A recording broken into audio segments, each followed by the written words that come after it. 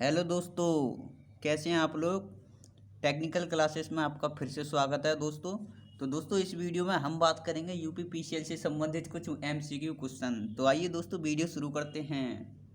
पहला question, break down स्थिति में पूर्व सिलिकॉन डायोड की रिसाव धारा का स्तर कितना होता है। तो इसका स्तर कितना होता है, 1 U होता है। ठीक है, ऑप्शन ए इसका सही आंसर हो जाएगा। ठीक, चलिए नेक्स्ट देखते हैं आगे। वह अधिकतम विपरीत वोल्टता जो कोई डायोड सह सकता है क्या कहलाती है। तो वह क्या कहलाती है, तो वो कहलाएगी शिखर विपरीत वोल्टता। क्या कहलाएगी, शिखर विपरीत वोल्टता कहलाती है। तो बी इसका सही आंसर हो जाएगा। नेक्स्ट, कैलाश युक्त दोलित का उपयोग प्रेषित्रों में किया जाता है, इसका कारण है, इसका क्या है, इसका कारण क्या होगा। तो ये आवृत्ति स्थिरता होती है। क्या होती है, आवृत्ति स्थिरता। ठीक, ये इसका सही आंसर हो जाएगा। नेक्स्ट, कॉलपिट दोलित पैदा करता है। तो कॉलपिट दोलित पैदा करता है, तो ये क्या पैदा करता है, तो ये ज्यात तरंग करता है। क्या करता है, ज्यात तरंग। ठीक, बी इसका सही आंसर हो जाएगा। चलिए नेक्स्ट और देखते हैं आगे। किसी कैलाश के दो अभिमुख पार्श्वों के आर पार एक प्रत्यावर्ती विभवांतर बल विकसित हो जाता है जब जब क्या होता है, तो वो क्या हो जाएगा, उसमें डी आंसर इसका करेक्ट हो जाएगा। उसके मध्य संपीड़न संपीड़न और विस्तार घटित हो जाता है। ठीक, तो डी इसका सही आंसर हो जाएगा। नेक्स्ट, एक कंक्रीट दीवार और छत पर पेंच को लगाने के लिए किस वस्तु का प्रयोग किया जाता है। तो वह किस वस्तु का प्रयोग करते हैं, तो उसमें रावल प्लग का उपयोग किया जाता है। ठीक है, तो डी इसका सही आंसर हो जाएगा। अगर दोस्तों वीडियो अच्छी लग रही हो तो चैनल को सब्सक्राइब कर दीजिए और वीडियो को लाइक ठोक दीजिए। तो चलिए और देखते हैं आगे। बैटन पर क्लिप्स का प्रयोग कर स्विच बोर्ड के लिए केबल स्थापित करना है। लाइन तथा उपकरण के बीच 3.6 मीटर की दूरी है। केबल को अनुप्रस्थ के रूप में लगाने के लिए कितने क्लिप्स की आवश्यकता होगी। तो कितने क्लिप्स की आवश्यकता होती है, तो वो 37 की होगी। कितने की होगी, 37। तो सी इसका सही आंसर हो जाएगा।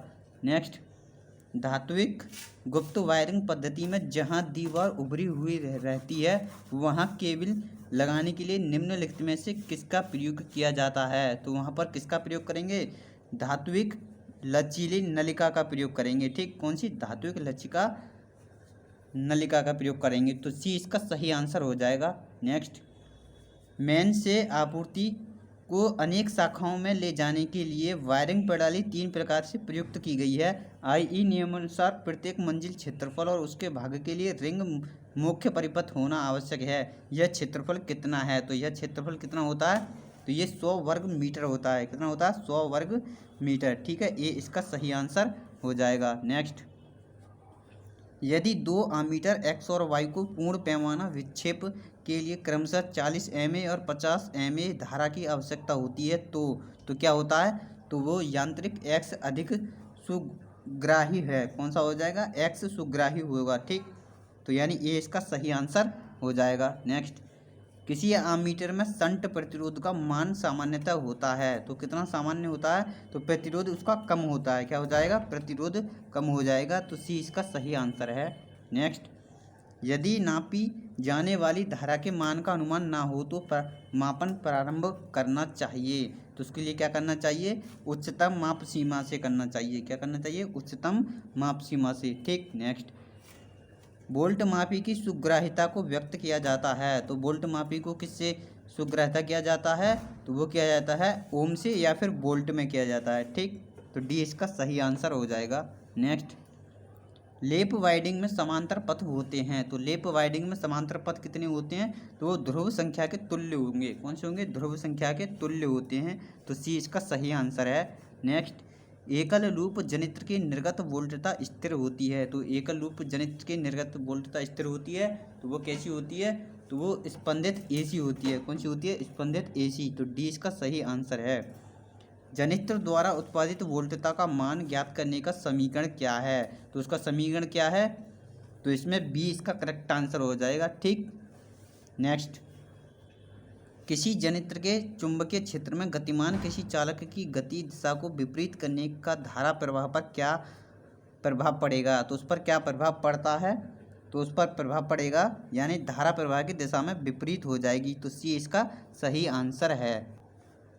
डीसी शंट मोटर के घूर्णन गति को किसकी पूर्ण गति से अधिक किया जा सकता है? तो किसकी किसकी पूर्ण गति से अधिक किया जा सकता है? तो वो करेंगे क्षेत्र धारा घटाने पर। क्या करेंगे? क्षेत्र धारा घटाने पर। ठीक है, डी इसका सही आंसर है। डीसी शंट मोटर का भार बढ़ाने से उसकी गति, तो उसकी गति पर क्या असर पड़ता है? तो उसकी गति पर थोड़ी घट जाती है। क्या होती है? थोड़ी घट जाती है। ठीक है, डी इसका करेक्ट आंसर है। डीसी मोटर के आर्मेचर बलाघूर्ण का सूत्र क्या है? तो डीसी मोटर के आर्मेचर का बलाघूर्ण का सूत्र क्या है? तो उसका सूत्र है T बराबर 0.159। ठीक, ये इसका एक करेक्ट हो जाएगा। नेक्स्ट, ट्रांसफार्मर का मुख्य गुण यह है कि यह एसी संकेत के वोल्टता स्तर को परिवर्तित करता है। तो वह क्या परिवर्तित करेगा? बिना उसकी शक्ति, आवृत्ति और आकृति परिवर्तित किए। ठीक है, डी इसका करेक्ट आंसर है। नेक्स्ट, ट्रांसफार्मर अंकित किए जाते हैं। तो ट्रांसफार्मर किस में अंकित किए जाते हैं? तो इसका डी करेक्ट आंसर हो जाएगा केवीए। ठीक, नेक्स्ट, उच्च आवृत्ति पर एमएचजी यानी रेंज में कार्य करने हेतु अभिकल्पित ट्रांसफार्मर में किस प्रकार की क्रोड का प्रयोग किया जाता है? तो उसमें किस प्रकार की क्रोड का करते हैं? तो उसमें वायु क्रोड का करते हैं। तो सी इसका करेक्ट आंसर है।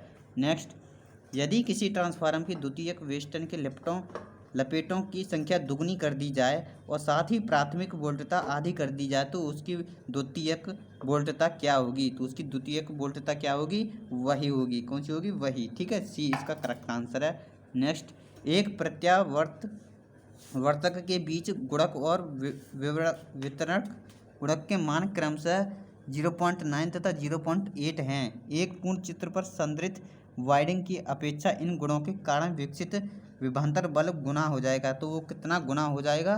तो वो हो जाएगा 9×8 = 72 यानी कि 0.72 हो जाएगा। ठीक, नेक्स्ट, ठीक है, तो इसमें कौन सा आंसर हो जाएगा? 20 का करेक्ट आंसर हो जाएगा। नेक्स्ट, एक 4 ध्रुव प्रत्यावर्त में 36 खांचे हैं और कुंडली विस्तार 1 से 8 हैं। तो यह वाइडिंग वैद्युतिक अंश कम पिच वाली होगी। तो वह कितने कम पिच वाली होगी? तो उसमें कितनी पिच वाली होगी? उसमें 40 हो जाएगी। ठीक है, 40 इसका बी यानी करेक्ट आंसर है। नेक्स्ट, यदि किसी पंप की प्रेरण मोटर को 30 एंड कम आपूर्ति वोल्टता पर प्रचालित किए जाए तो क्या होगा? तो उस पर क्या होगा? तो उस पर हो जाएगा वह गर्म हो जाएगी और अंततः खराब हो जाएगी। ठीक है, वह गर्म होकर क्या हो जाएगी? खराब हो जाएगी। नेक्स्ट, प्रेरण मोटर का अंशीय सर्पण को व्यक्त करने का व्यंजक है। तो उसको किसके द्वारा व्यक्त किया जाता है? तो उसको किया जाएगा 20 का करेक्ट आंसर हो जाएगा S5NR/NS। ठीक, नेक्स्ट, 5 अश्वशक्ति की प्रेरण मोटर को चालू करने के लिए DOL स्टार्टर के उपयोग से बचने की सलाह दी जाती है। क्योंकि उसमें क्यों सलाह दी जाती है? क्योंकि मोटर आरंभ में पूर्ण भार धारा की 5 से 7 गुना धारा आहरित करेगी। ठीक है, तो बी इसका करेक्ट आंसर है। नेक्स्ट, स्टार्टर में थर्मल ओवरलोड रिले लगाई जाती है जिससे कि मोटर के विरुद्ध सुरक्षा प्राप्त हो। तो दोस्तों इस क्वेश्चन का आप बताइए क्या होगा। ठीक, चलिए दोस्तों, इस क्वेश्चन का मैं कल बताऊंगा आपको आंसर क्या होगा। आप इसको ढूंढ कर बताइए वीडियो कैसी लगी हो। तो दोस्तों अगर वीडियो अच्छी लगी हो तो चैनल को सब्सक्राइब कर देना, लाइक कर देना। चलिए, thank you very much, have a nice